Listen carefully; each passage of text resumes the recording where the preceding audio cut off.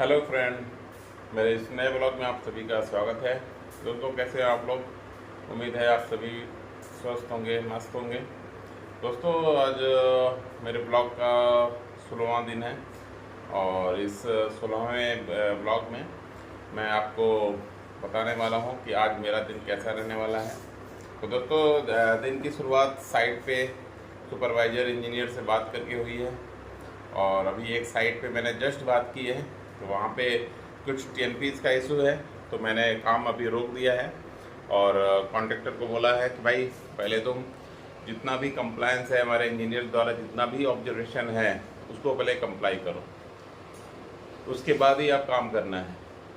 जो भी आप कंप्लायंस में जो भी चीज़ें पूरी कर रहे हो, जो भी टीएनपी आप नया ला रहे हो या उसको चेंज कर रहे हो, पहले आप उसको पूरा करो, उसको लेके आओ, उसको साइट पर प्रोवाइड कराओ और उसके बाद वो इंजीनियर मुझे वीडियो कॉल करेगा, एविडेंस फोटोग्राफ दिखाएगा, ऐसा है, ये ऑब्जर्वेशन क्लोज हो चुका है, उसके बाद ही मैं काम को अलाउ करूँगा।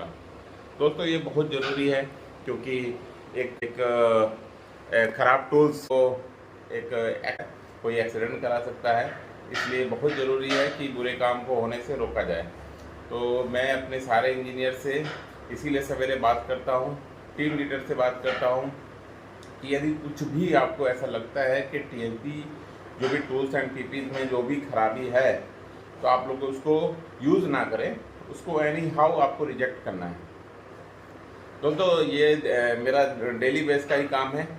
कॉन्ट्रैक्टर से लड़ झगड़ के और अपने मैनेजमेंट से लड़ के उसको रिप्लेस करवाना है।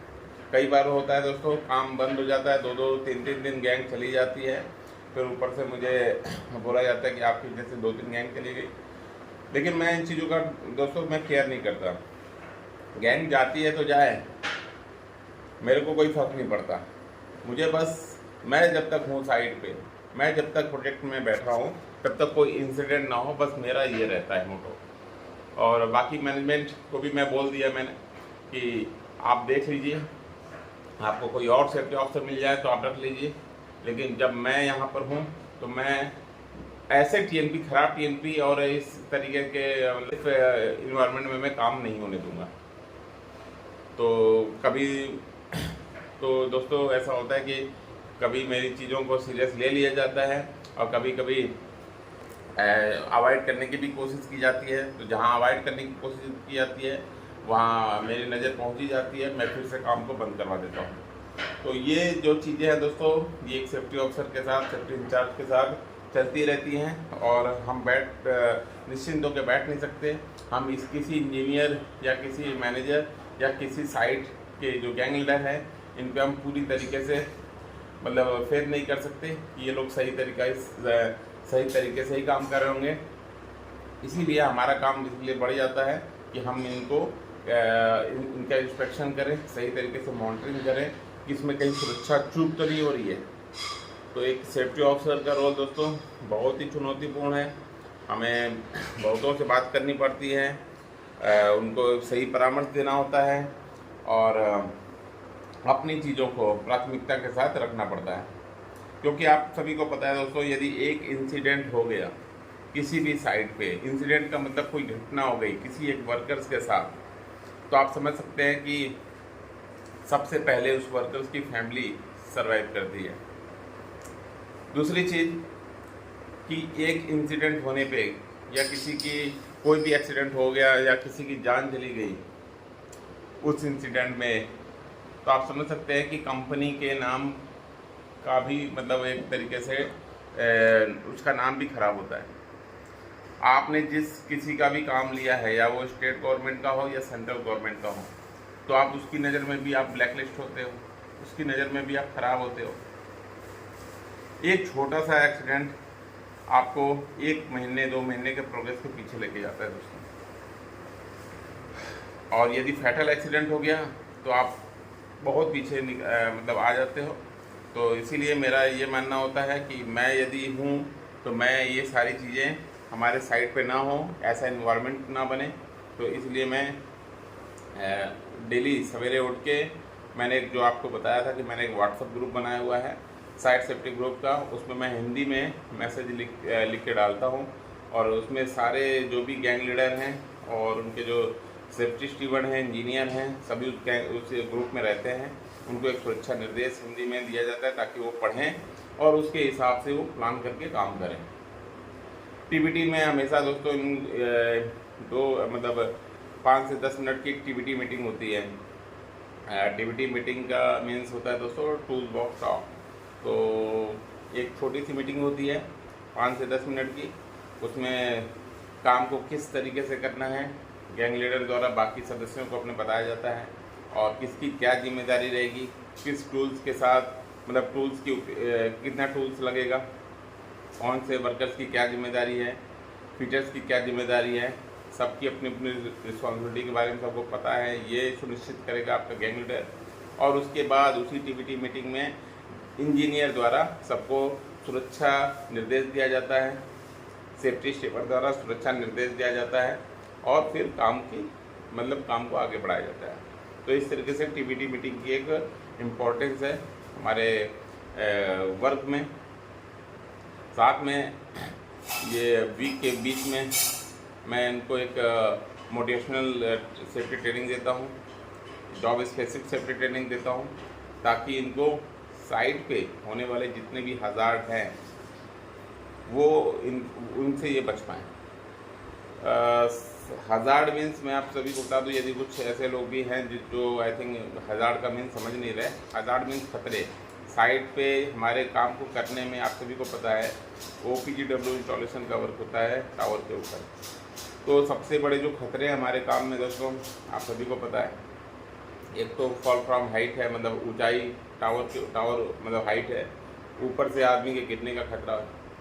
इससे कैसे बचें, इसके लिए इनको बताया जाता है कि आप सेफ्टी बेल्ट यूज़ करो, पॉलिस्टर यूज़ करो, सही तरीके से हुकिंग करते हुए चढ़ो, हुकिंग करते हुए नीचे आओ, हड़बड़ी नहीं करनी है, मोबाइल फ़ोन लेके यूज़ नहीं करना है। दूसरा हज़ार्ड है दोस्तों इलेक्ट्रिक्यूशन का, करंट लगने का। तो करंट ना लगे इसके लिए हम बताते हैं इनको कि आप एक इंडक्शन जोन एरिया से बाहर के काम करो।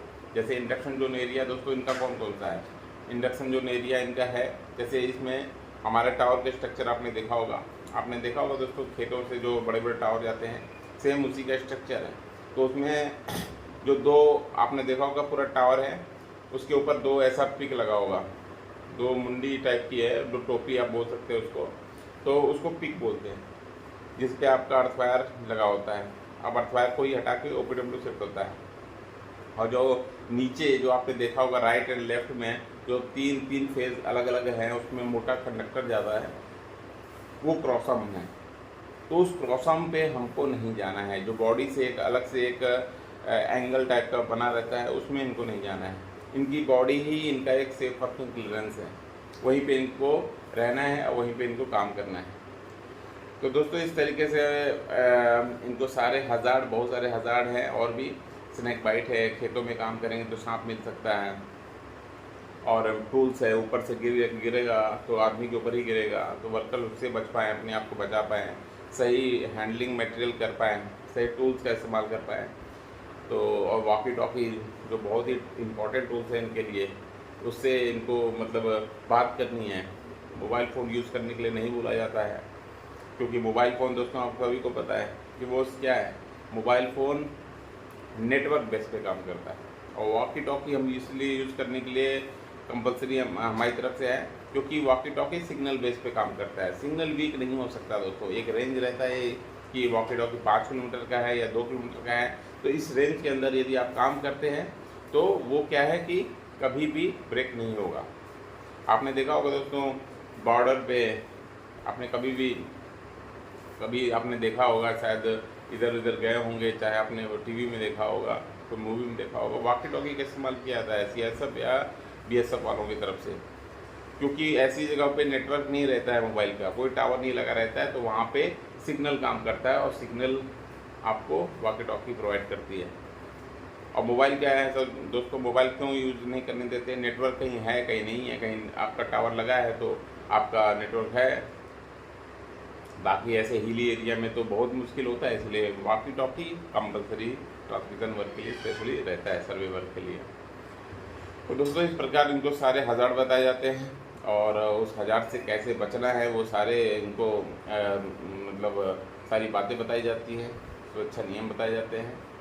और हमेशा एक चीज़ मैं हमेशा बोलता हूँ अपने इंजीनियर्स को कि कभी भी किसी भी वर्कर्स को हड़बड़ी में या जल्दबाजी में या एक टारगेट बेस पे काम नहीं देना है, याद हमें ये काम ख़त्म करना है।